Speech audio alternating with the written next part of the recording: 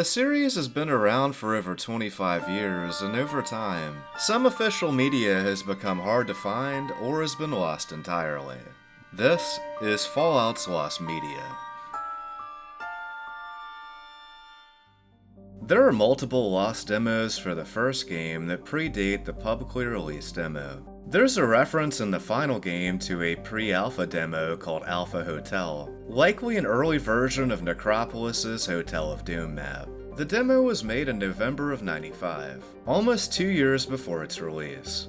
It was never publicly released and little is known about it. It might have been shown in some early screenshots, but this is only speculation.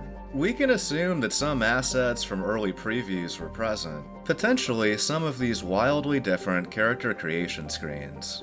It was mentioned once by developer Chris Taylor where he stated, "I designed one of the cities and there was a manhole cover. Just because I'm a goofy kind of guy, I decided, to lift up this manhole cover, you need to make a strength check. If you critically failed that strength check, if you rolled a 1 on a d20 effectively, you take some damage, maybe 1 point. Well, of course, Brian Fargo's playing this demo area for the first time, and he gets into a fight with some ghouls. He gets down to 1 health and I tell him, you need to pick up this manhole cover to go down into the sewers. And he gets the critical failure. It takes 1 point of damage and he falls over. He looks at me and goes, "That's not fun." I said, "Well, to you it wasn't. Me? I found it frickin' hilarious." At E3 1996, Fallout debuted a demo that was different from the version that was publicly released later on. This build was from 17 months before the game launched, and contained significant differences. Unfortunately, the series was mostly unknown then and few media outlets covered it.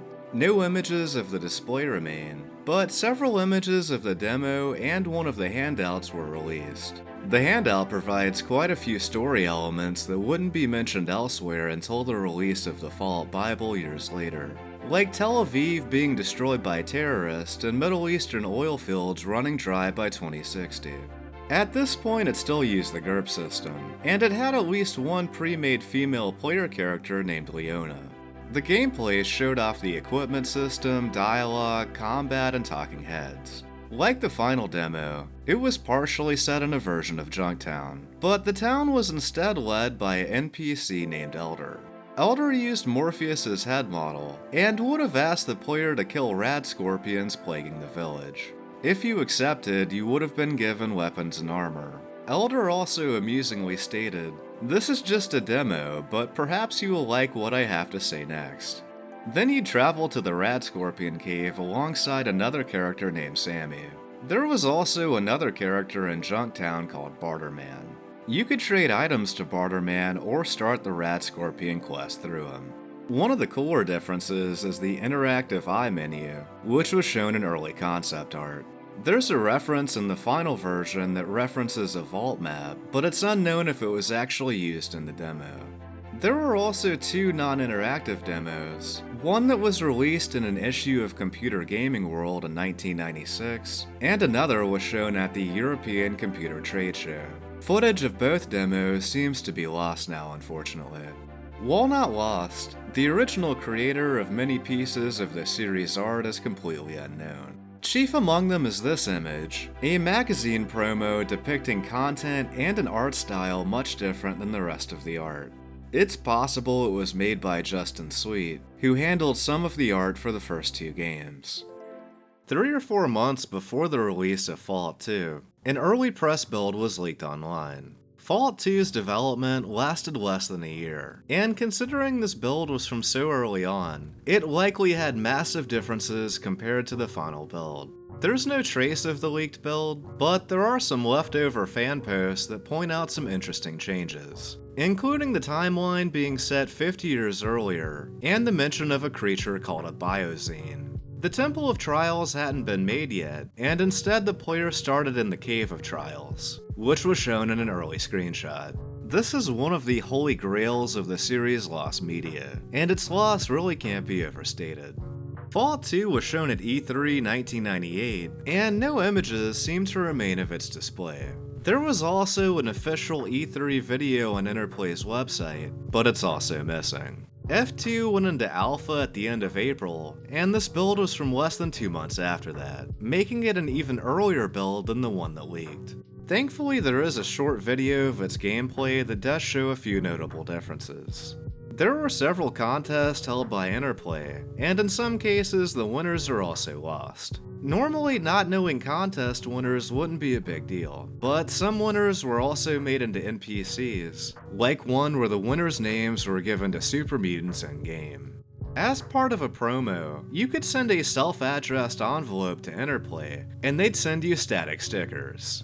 Interestingly, these used one of the game's earlier logos, but it's unknown which, as it had like 6 different logos or something. Fallout Extreme was a console action title initially pitched in late 2000. It was in development for several months prior to its cancellation. Josh Sawyer revealed the team was using an unknown engine, but over 2 decades later, this build has never surfaced. Tactics was shown at E3 2000, and only a couple images of its display remain today.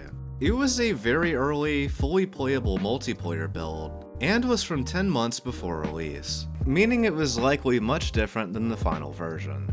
As a pre-order bonus, Interplay gave camo bags to some early customers. There's evidence the bags were made, but there are no images of the final product. There's a fan-made mock-up, but this was a quick Photoshop job, so the appearance of the real product is a mystery. Some aspects of the official Flash site are also missing, and one of the few remaining examples is this Vault Boy video. Brotherhood of Steel, unsurprisingly, has the most lost media. This concept art was partially shown in a trailer, and a low-quality version of it would later appear in the design documents for the cancelled sequel. But the original image is gone. BOS seems to have had only a single development video interview, but it doesn't seem to exist anymore.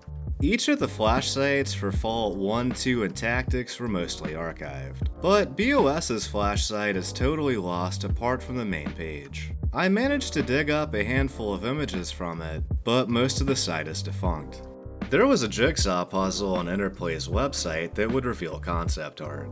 The jigsaw puzzle is seemingly dead, but it wasn't related to the series. However, only 2 of the BOS renders it would show you seem to remain, both in very low quality. There was a series of Christmas e-cards for BOS, titled Wifelock, the Omnibrain 4000, Nuclear Strike, WAN Party, and Atomic Ant Racing. The few comments I could find about them described them as cool, but unfortunately they seem to be totally lost. There were 2 Valentine's Day Flash games made for BOS. The first was Cupid's Shooting Gallery, a game where if you hit enough targets, you could go on a date with one of the main characters. Completing it would also give you a Valentine's e-card you could send to your lady friend. The other Valentine's game, Candy Heart's Composer, is nowhere to be found and it's unknown what it even looked like. All that remains is a description reading. Arrange your Fallout Candy Hearts to send a custom poetry to that special someone. Please enjoy and have a great Valentine's Day. There were at least 2 different versions of BOS's press kit. One has been documented, but there's at least one separate version that contained condoms and a VHS of the Post-Nuclear Guide to Intimacy video. Since the condoms were only mentioned in a couple of old forum posts, it's unknown if they ever existed, and it's possible this is only a rumor. The Intimacy promo video has been uploaded, but unfortunately it only exists in extremely low quality.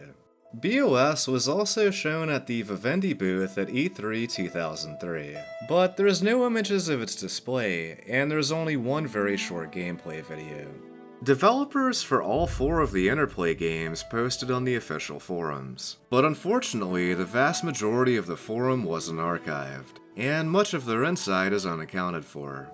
Brotherhood of Steel 2 was in development for at least a few months prior to Interplay going under, though it might have been in production for close to a year before it was cancelled. It was going to reuse the Snowblind engine, and might have been pretty far into production, as it was intended to release in the holiday season of 2004, and some developers weren't laid off until June, meaning the build could have been 6 months away from completion, but it's totally lost. In 2009, the tech demo for Van Buren leaked. Several screenshots and dev posts show that many areas were partially completed, but the vast majority of this data wasn't a part of the leak. The game had only been in development for 9 months before being cancelled, but these files would provide significant insight into the game's production. Several weeks before Fallout 3 launched, a 360 media review build leaked on the internet. From the modders I've talked to, the differences were insignificant compared to the final version, but as far as I know, the build is completely lost today. Bethesda released a JRPG in Japan to hype the release of New Vegas, titled Freestyle RPG Quest. Unfortunately, much of the game's information was server-side, and it's mostly lost as a result. I did make a video checking out what's left over, and I'll link that below.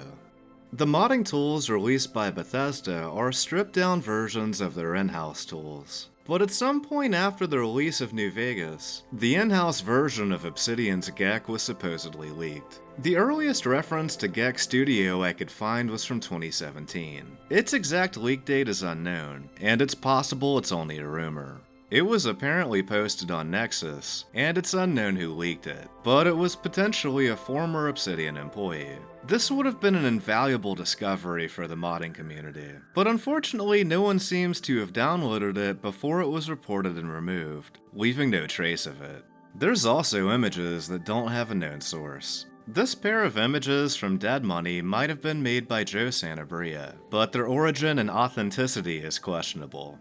There's likely much more lost media that I'm unaware of.